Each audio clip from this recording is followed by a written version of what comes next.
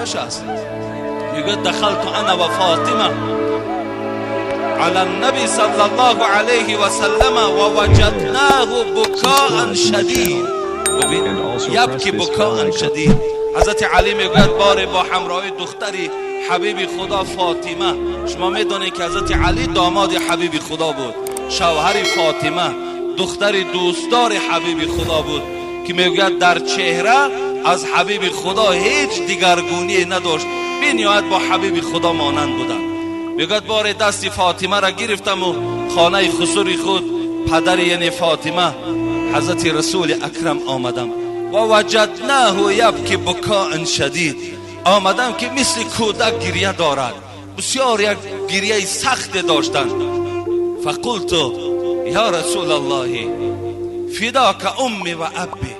حضرت علی میگوید وقتی گریه حبیب خدا را دیدم خیلی ناراحت شدم، فکر کردم از دست یگان نصرانی باشد، از دست یگان یهودی، یگان رنجش در حبیب خدا پیدا شده باشد.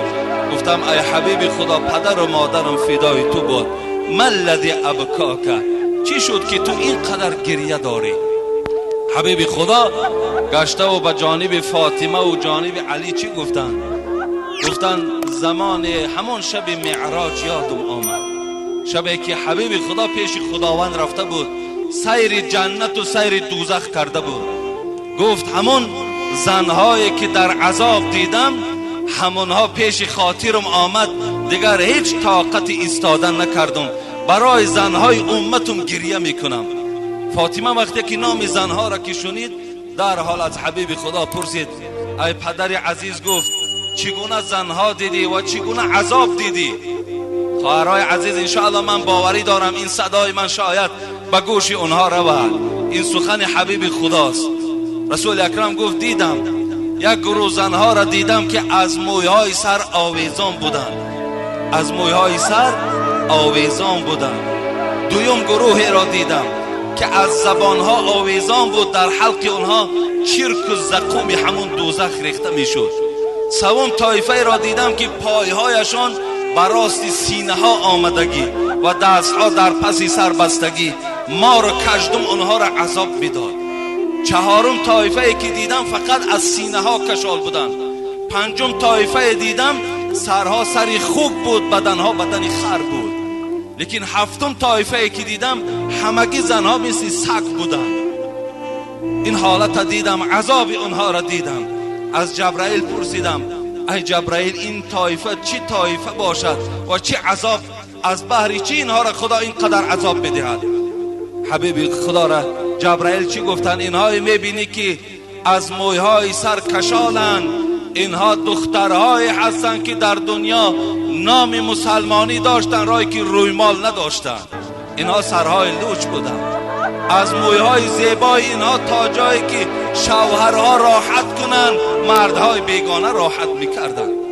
از این پریچاسکه هایی که اینها برای پیدا کردن و برای آماده کردن زنا چقدر زیبا پریچاسکه ها میکردن، اینها همون طایفه های هستن که در دنیا موی سری خدا مردهای بیگانه را نشان دادن.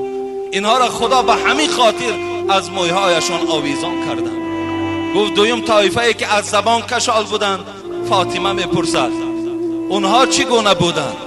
حبیب خدا گفت اون زنهایی که از زبان کشال بودن و در حلق اونها زقوم و زرداب دوزخ ریخته میشد، زنهای بودن که با این زبان در دنیا شوهرها را آزار میدادند، با شوهرها جنگ و جنجال میکردند، شوهرها را لازم میشد دهنی اونها گفتن نام میبردن. امروز جوانای ما آنقدر با ایمان شدن که از من سوال میدهد اگر زن گوید که در دهنت فلان کنم طلاق میشود یا نمیشود؟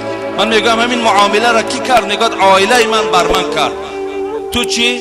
من توقت میکنم و صبر میکنم و زندگی با این زن میکنم و این زن تربیه میکنم.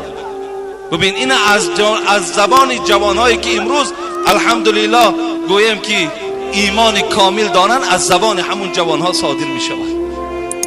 همین زنهایی که از زبان آویزانند، زنهایی